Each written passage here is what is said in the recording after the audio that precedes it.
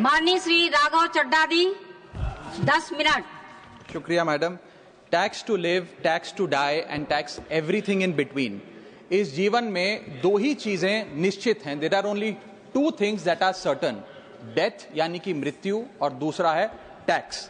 इस जहां से उस जहां तक जहां भी जाओगे, हर मोड़ पर हर जगह मुझे ही पाओगे, यानी कि टैक्स। मैडम, सपना था विश्व गुरु बनने का, बन गए हम टैक्स गुरु। और इतना टैक्स जो भारत की आबादी सरकार के खजाने में डालती है, उसके बदले सरकार जनता को देती क्या है, ये बहुत बड़ा सवाल है।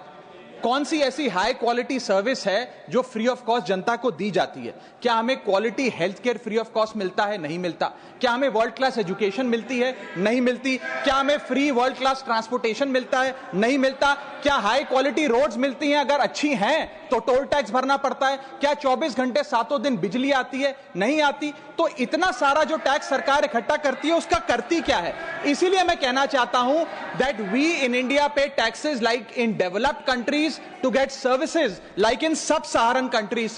Madam, from the moment a child is born to the very moment his family mourns his death, the government is there at every step, not to help you, but to tax you. और आइए एक रोमांचक यात्रा पे चलते हैं। माननीय वित्त मंत्री जी हर बार मेरे सवालों का जवाब देते हुए मुझ पर तंज कसती हैं और कहती हैं कि शायद ये चार्टर्ड अकाउंटेंट नहीं है, इनकी डिग्री असली नहीं है, तमाम तरीके की बातें मेरे बारे में कहती हैं, निजी हमले करती हैं। मैं उनका बहुत सम्मान करता हूं, मेरे मन में उनके प्रति बहुत आदर है। ओहदे में, हैसियत में, उम्र में, अनुभव में बहुत बड़ी है मुझसे। लेकिन आज मैं इस सीए की डिग्री को किनारे करके सरल भाषा में आम आदमी की तरह इस देश के आम आदमी का दर्द आपके सामने रखना चाहता हूं कि कैसे हमारे जन्म होने से लेकर हमारे मरने तक टैक्स पे टैक्स सरकार हमसे वसूलती है। मैं आपके सामने जीवन के 8 चरण, 8 स्टेजेस ऑफ लाइफ रखना चाहता हूं। फर्स्ट स्टेज ऑफ लाइफ, जब इंसान पैदा होता है, that is the birth stage.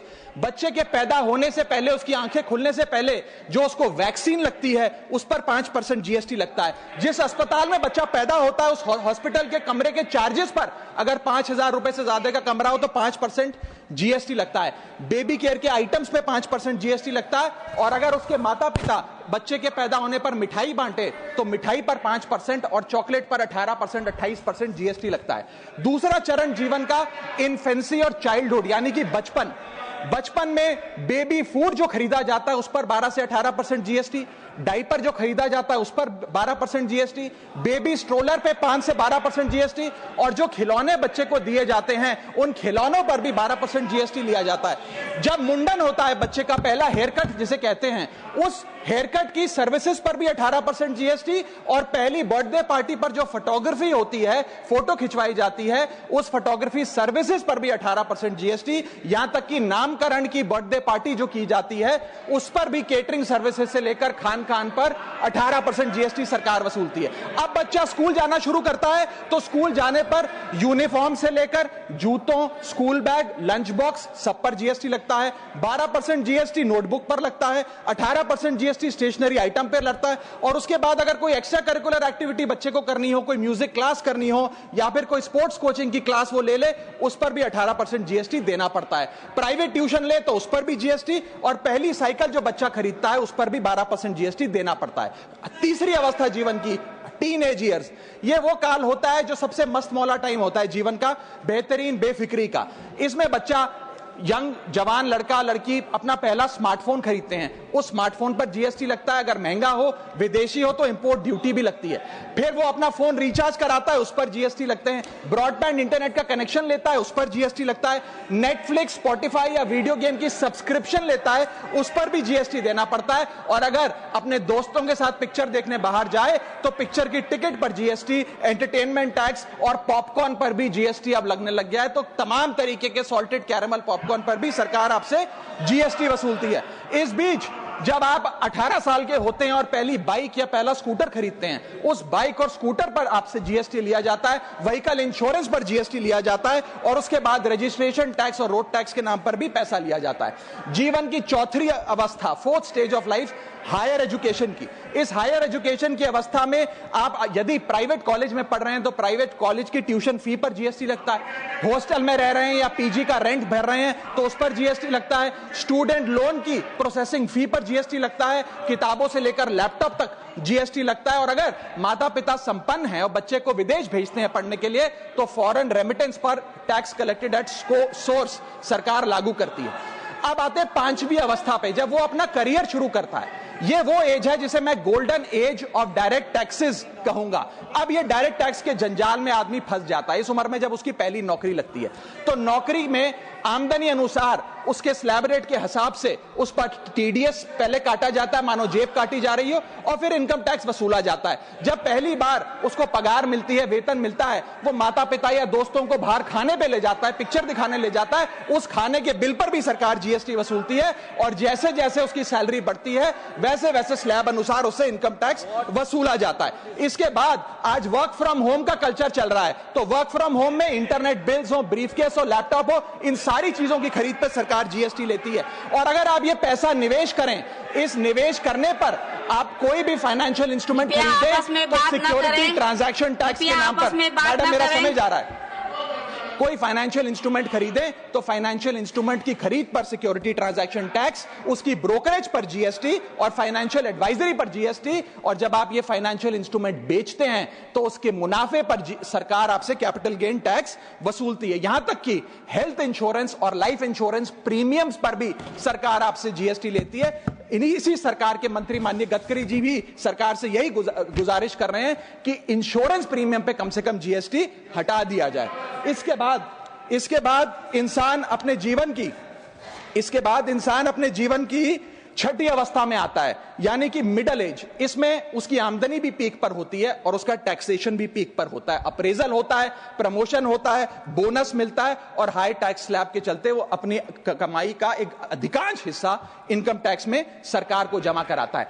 इस दौर में इंसान गाड़ी खरीदता है, घर बनाता है। जब गाड़ी खरीदता है तो जीएसटी देता है, रोड टैक्स भरता है, व्हीकल इंश्योरेंस पर जीएसटी भरता है, और जब गाड़ी लेकर शोरूम से निकलता है तो पेट्रोल डीजल पर वैट, सेस और एक्साइज ड्यूटी के नाम पर पैसा भरता है। जब सड़क पर गाड़ी चलाता है तो टोल टैक्स भरता है। फिर वो अपना घर भी खरीदता है, जमीन खरीदता है। जब जमीन खरीदता है तो स्टैंप ड्यूटी फीस सरकार को देता है। जब कंस्ट्रक्शन मटेरियल खरीदता है घर बनाने के लिए तो कंस्ट्रक्शन मटेरियल पे, चाहे वो सीमेंट हो, मार्बल हो, स्टील हो, उस पर जीएसटी देता है। उसके बाद जब कंस्ट्रक्शन सर्विसेज लेता है किसी बिल्डर से, ठेकेदार से, कॉन्ट्रैक्टर से, तो उस कंस्ट्रक्शन सेवाओं पर भी जीएसटी सरकार आपसे वसूलती है। और जब घर बन जाए तो एनुअल प्रॉपर्टी टैक्स और हाउस टैक्स के नाम पे आपसे पैसा लिया जाता है। और जब आपको पैसे की आवश्यकता पड़े और आप ये घर बेच दें तो कैपिटल गेन्स पर भी सरकार आपसे उस मुनाफे पे टैक्स वसूलती है। और इस बीच शादी तो रह ही गई, फिर इंसान शादी करता है, इस बीच तो बैंक्वेट हॉल बुक करता है, उस बैंक्वेट हॉल की बुकिंग पे टैक्स भरता है। शामियाना, खाना, केटरिंग सर्विसेज लेता है, उस पर जीएसटी भरता है। ज्वेलरी खरीदता है, उस पर जीएसटी भरता है।